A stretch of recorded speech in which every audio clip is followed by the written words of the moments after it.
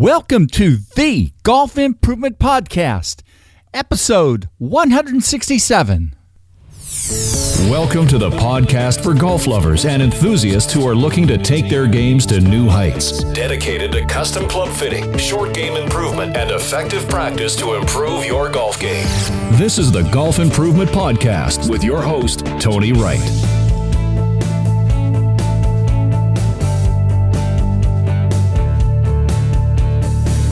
Hello, this is Tony Wright from Game Improvement Golf in Oak Ridge, Tennessee with the Golf Improvement Podcast, dedicated to sharing useful information on professional club fitting, short game improvement, and effective practice techniques. I create exceptional golf clubs. You shoot lower scores.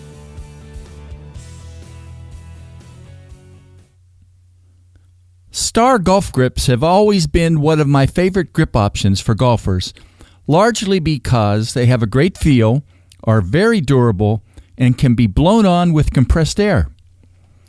As I expanded my knowledge about the best way to be able to fit for length with golfers, I realized that using Star grips in my fitting system was an important option because they could easily be blown on and off during a professional fitting, and they would immediately be playable for a golfer I was fitting. So I thought it would be fun to learn more about the history of Star grips and the technical details and background of what makes them an option that golfers should consider for their games. I'm pleased today that you'll get to listen to Anders Dahlen, the owner of Star Grips. Enjoy this fascinating interview. www.gameimprovementgolf.com.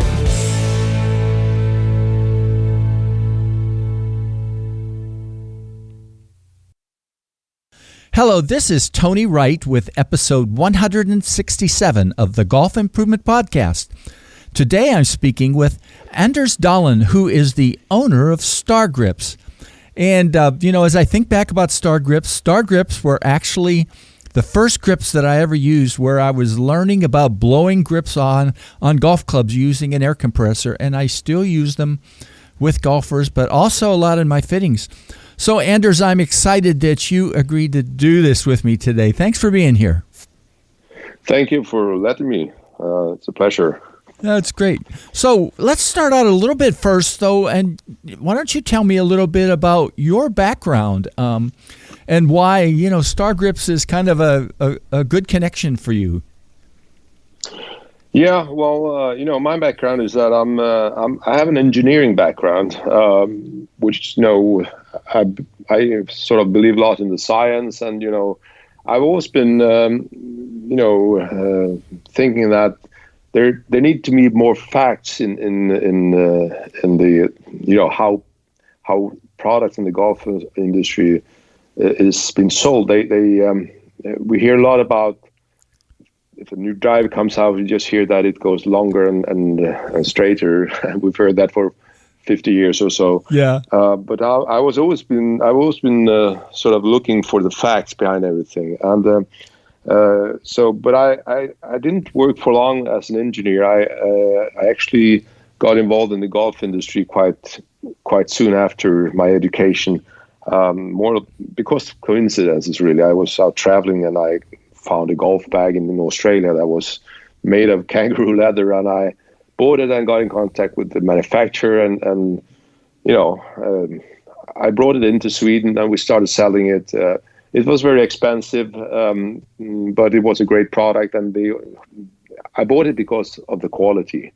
So quality is so important to me. So, and then I ended up in the golf industry that way. A couple of years later, I started a fitting business, which was one of probably the first one in Sweden, I would say, with trying to really make the golfers understand why a certain combination would work better just by facts. And I noticed there was a lot of requests for facts among golfers. They were so used to no one telling them really why. Not that I knew everything, but at least I had a combination of facts and method and equipment that allowed me to at least try to do a better job. So And then there were no one doing except for me doing this. So, but I figured out that a lot of people will be moving along this road. So, and there were no distributors that could supply me with grips and the shafts and the components. Grips perhaps, but not many shafts. So I got the distributorship for a lot of brands very early. So I had a enormous selection of that. So I moved into distribution instead. But this means I have a lot of experience in fitting. I've built thousands of sets myself and installed tens of thousands of grips. So I know pretty much most of that. And then after some years, I got, like 10 years or so, I started also, among the products I distributed were the Pure Grips. And Pure Grip is a good product. It actually comes out of Star Grip because there were people from Star that started up Pure Grips with the same kind of product thinking and so on. So and I did that for quite a long time. I was their largest distributor for a number of years in the world. I did all of Europe, but then I needed to do things the way I wanted to do them. So when Star Grip came up as an option to buy the company, I did. So there you go. That's really fascinating.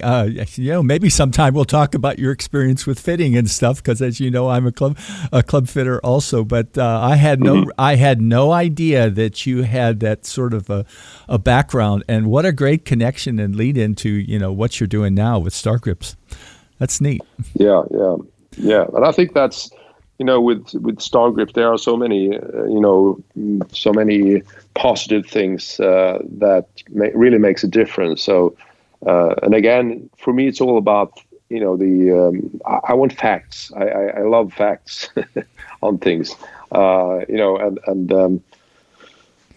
think that a lot of facts stands out when it comes to Star Grip and makes it a sellable product, really. Yeah. So, yeah. Well, let's dive a little bit more into Star Grips. And by the way, I don't know if you know, I'm an engineer too, so I'm in that speak world a little bit. So yeah, that's good. Yeah. Well, as a brand, Star Grips, I believe, were first introduced in 2001, but there's a history related to Star Grips that actually goes back to 1989. So talk about some of that history of Star from 89 to their actual introduction, I believe, as a brand in 2001. Mm-hmm. Yes. Well, when I started playing myself when I was like 10 years old, and that was a long time ago. That's about 50 years ago. So, and I remember not by then, but when I was when I was like 20 years old or so, I remember these brands from the clubs I was using, and somewhere along the line I remember the Royal Grip, which was the grip you are talking about now, because our factory was started doing them in 1999 or around there sometime, and I remember that product well from the 90s, because it was among most people I knew that were playing golf, it was sort of the top brand. There were not so many different options on grips, at least not in Sweden where I come from. But the Royal Grip I think was regarded as a little bit better than the others. It lasted a little bit longer. The quality was good, and it had a sort of brand image that people were a little bit looking up to. So that was introduced somewhere in 89 or so, and I think they did. I'm not that informed on everything, on the aspects of numbers or so, but I think they did pretty well with that until the brand owner decided to move production elsewhere, and that's also why the owner of the company after some thinking, I assume, decided to start up a new brand, which is Star Grip. Yeah. Now, one of the things, if you look on your website that distinguishes Star Grips, and again, you said you're kind of the facts guy or interested, is what's called seamless true round molding. And I, as I went in and did my, sort of looking around, I didn't realize this was one of the things that was really important. But talk a little bit about that and why it's important to Star Grips, and some of the material considerations that allow you to do that, because, you can talk about having something that you do, but you have to have the right materials to be able to do it, right? Yes, that's absolutely correct. And just a quick thing about the website, we are very aware of that the website is completely outdated. So there's a new one coming out in the very near future, which at least shows new colors and all of the new stuff we have, or new stuff, the new colors at least. So that will be updated. But I think that regarding the what's unique with what's unique with the product is there's a number of things. First of all, most grips on the market, or almost all of them, are compressed mold machines doing. So they are two halves that are sort of put together or melted together, pressed together to form the grip. And then you have to grind off the seam that you'll get to make it even and smooth. These grips that we do, they are injection mold grips, which means that we heat up the rubber and press it into a form or a tooling that where we make the grips in one piece. So therefore there are no seams, and this allows for a better control of everything, basically the shape of the grip, the roundness, how much material that we're using. So it gives us much better tolerances, or better tolerances, closer tolerances. So all these grips we make are within a gram's variation. If you measure, if you take 20 grips and put them on a good enough scale, you'll see that they will be within half a gram, most of them. So that's one thing. But in order to do that, and the result is that we get a grip that is very, very consistent. And that is what allows it to be blown on with compressed air, because if you have to have the exact same wall thickness on the grip everywhere, so that otherwise all the power of the compressed air will blow a bubble into the grip and it will just explode. Secondly, we are using, in order to obtain this, we are using the highest content of rubber that of anyone really in the grip industry, which is what makes this possible. And that is also the reason why the grips last so long, because of the quality of the compound we're using. It's a lot more expensive than compounds normally used, and a lot more than it's actually several times more expensive. So, but that allows us to make the grips this way. And there's a lot of testing, in order to get there, to find the compound that allows us to produce the right way and get the result the right way. It's been a long history of testing to get there. But now we think we have a product that really performs well and does the job for us. Now, that's it. When Star Grips were first sort of visualized as the product, were they visualized primarily to be a grip that was blown on by people with compressed air? I mean, that's typically the way I do that. But I'm just curious. I hadn't really thought about that before. Mm-hmm. No, I don't think it was. I think it was it's different. On some markets, you'll find that people are very quick in adopting a technique like that. Some of our markets are very conservative. They want to use their double-sided tape and their solvent, and they've done that for 30 years and so on.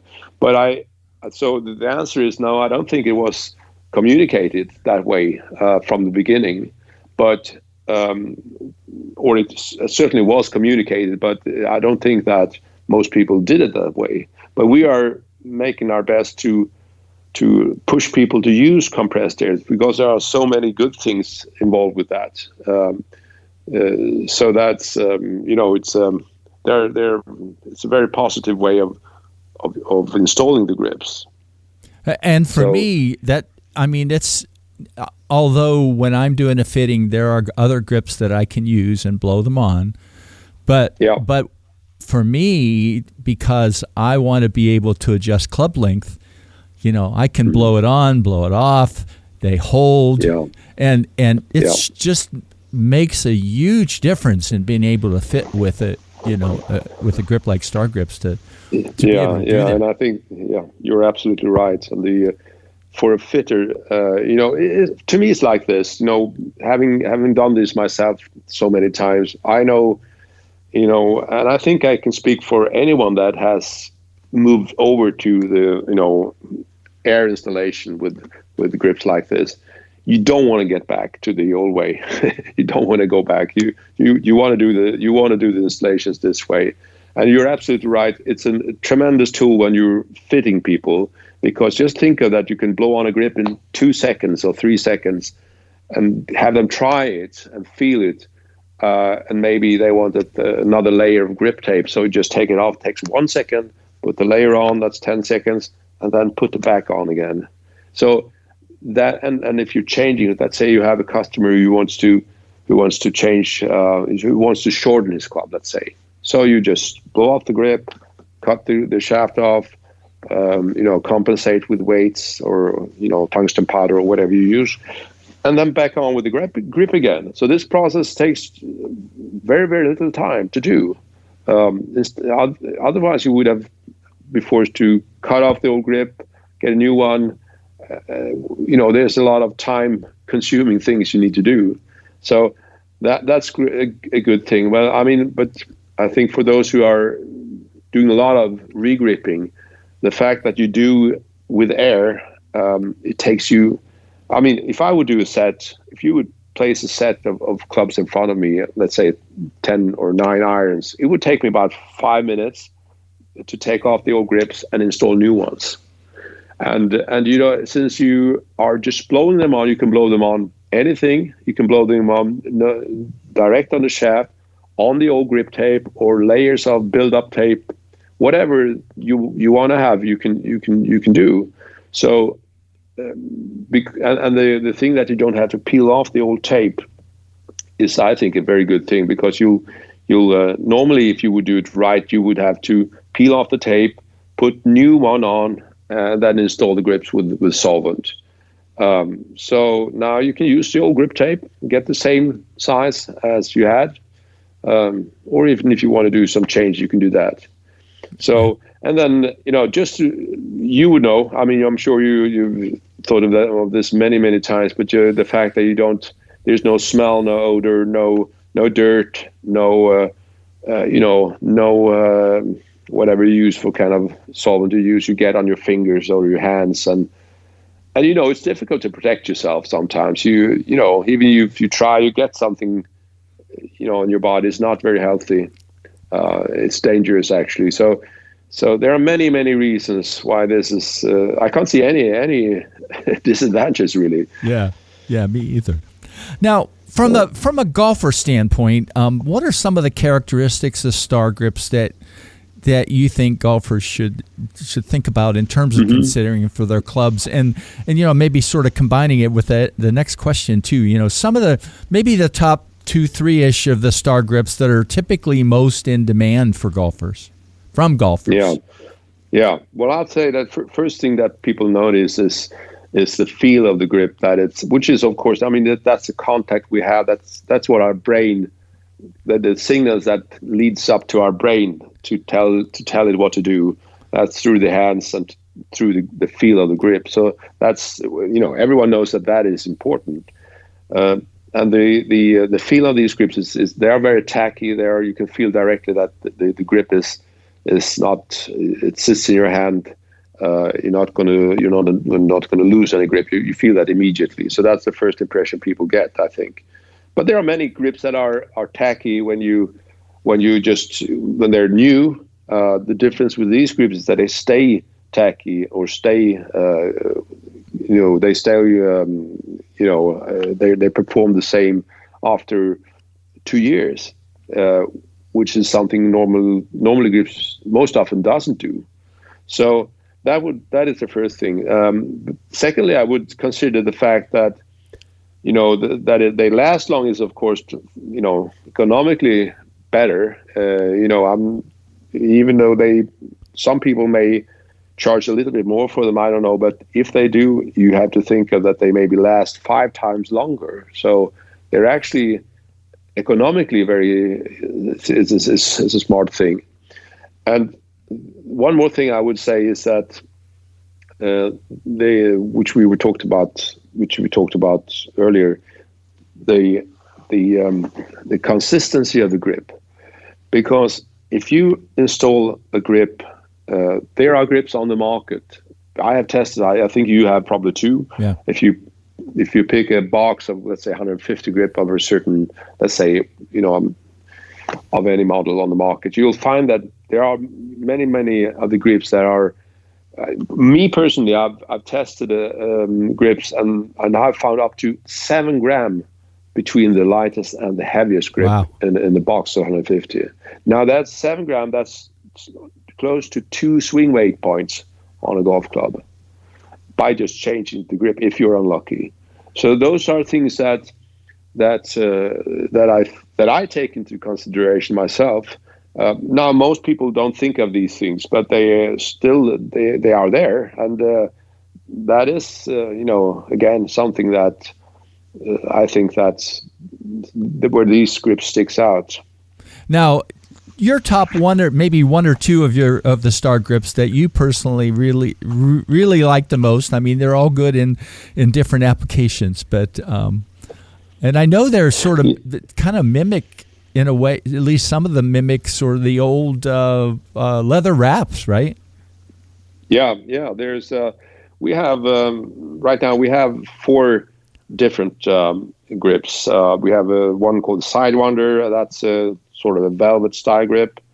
We have a Tour Star, which is a wrap grip with a smooth surface with less taper. We have a standard wrap, which is a very classical wrap style grip with perforations. And then finally, we got the Smoothie, which is also a wrap grip without the perforations. So that looks a little bit like a leather grip, or maybe they both do, the last 2 ones, but that's even smoother. So it's all about the feel you want to have. The best-selling grip we have is the Sidewinder, which is the velvet side. But that goes for any grip on the market.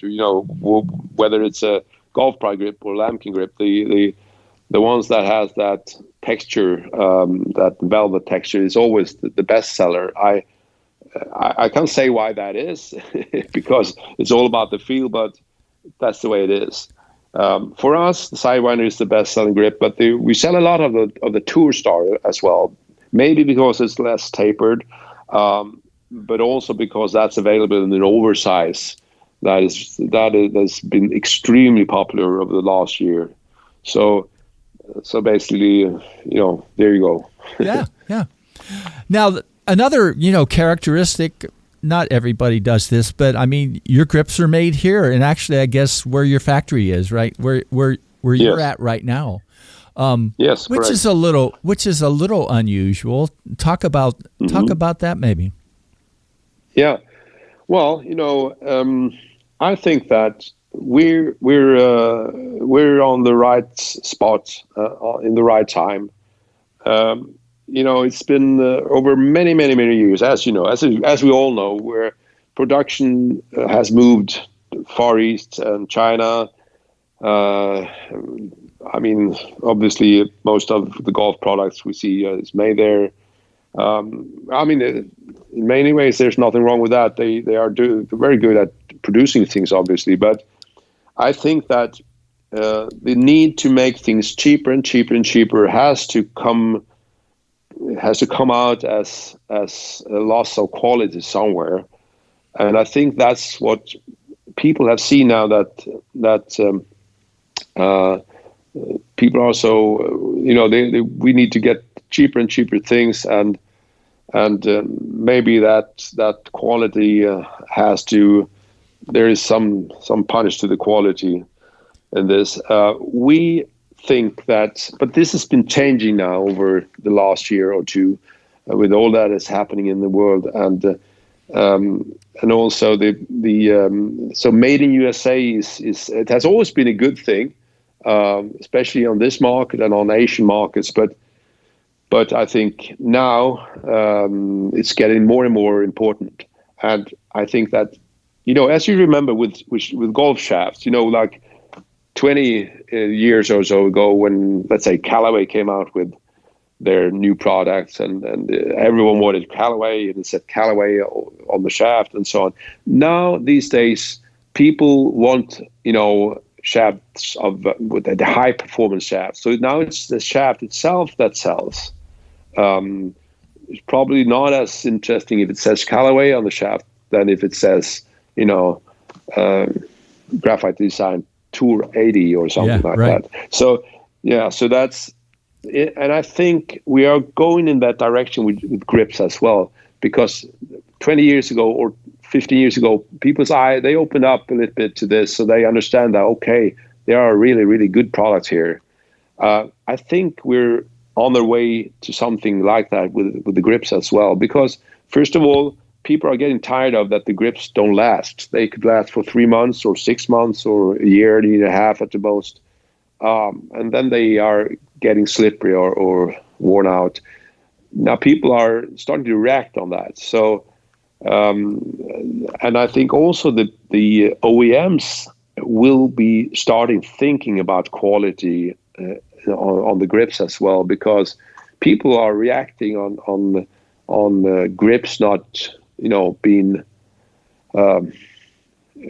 holding their quality or holding their tackiness more than maybe a couple of months or a year or so. So I think we have the good timing, I think, for our product. You're in a good spot.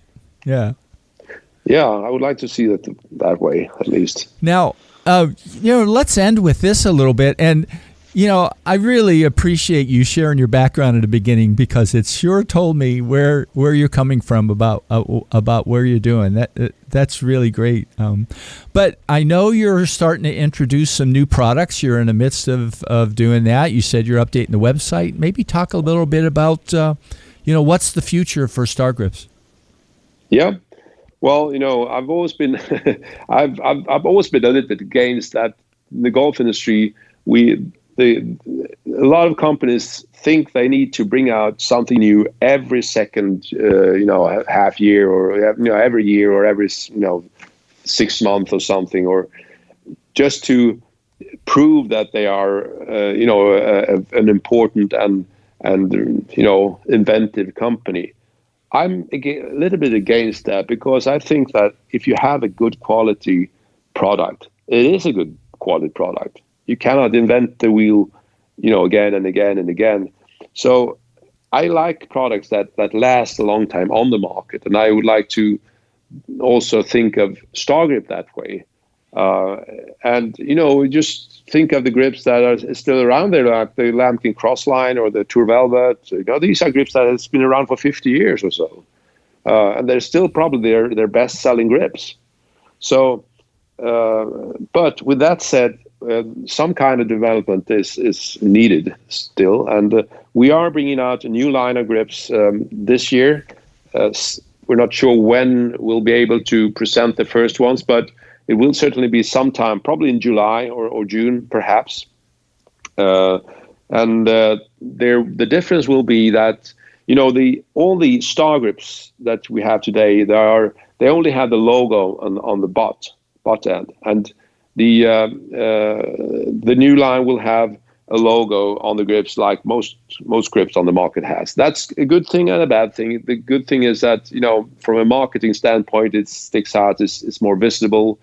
The Star grips of today are quite anonymous. But that's also a good thing because you can they are 360 grips. You can put them on any driver because all these adjustable drivers needs basically a 360 grip. So it's good and bad. And the new line will be a little bit different. The design we'll be coming out with starting with 2 grips. One will be a velvet grip. The other one will be a more structured grip, like an all-weather grip, more of structured, rougher surface, so to speak. Yeah. That anyone can buy that is using a cord grip for bad weather conditions. That would be a great replacement for that. And then next year probably we'll come out with new powder grips and a wrap grip as well. And these grips will all have a slightly different shape. They will have a little bit more of a bell on the butt end. They will be a little less tapered, so a little bit like a +2 grip or so. And they will be a little bit longer. So that's got to be the difference. A little less tapered is really a trend, isn't it? It is, yeah. But still, trends is trends. And, that's right. That's right. We've seen them over the years. They come and go. And, we don't want to create a grip that is not of interest in 3 years from now. We want to have a grip that can survive. I mean, we have seen the Star grips for 20 years now. We would like to see the new line coming out being a modern grip still alive after another 20 years. And with this said, we're not going to let go of the Star line. That's going to be available in the future as normal. This will be an additional line to the Star grip line. So we'll have both lines in lots of colors. Yeah. So, yeah. Well, Anders, this was a great interview, and I learned a few things that I didn't know before too, and I hope and know that my listeners will. I'm going to put a link in the show notes to your website, and it's Thank great. you. It's great to have you on today, and it's great to hear your story about how you came to be the owner of Star Grips, and what's important to you. Yeah, thank you very much for having me here. The Golf Improvement Podcast is sponsored by Tony Wright and Game Improvement Golf. Tony creates exceptional golf clubs. You shoot lower scores. Anders, thanks for sharing your passion about Star Grips and for a lot of great discussion on the technical side of what makes them a great option for golfers. I put a link in the show notes to the Star Grips website, and watch for updates to this website coming soon. My recently released ebook, The Best of the Game Improvement Golf Newsletter, is already in the hands of a lot of golfers and have had some great feedback about it. If you're interested in it and haven't downloaded it yet, look back at episode 166 for more details. My shout out today is for the members of the Roane State Community College golf team. As I produce this podcast, they have 44 days until their first spring season event. Getting to help them improve their putting performance has been one of the most fun and rewarding things that I've ever had the opportunity to do with golfers. Go Raiders! Well, that's it today. I'm getting close to getting 2 truly amazing interviews booked, and both of these will be coming soon. But in the meantime, see you in 2 weeks. Take care and stay safe.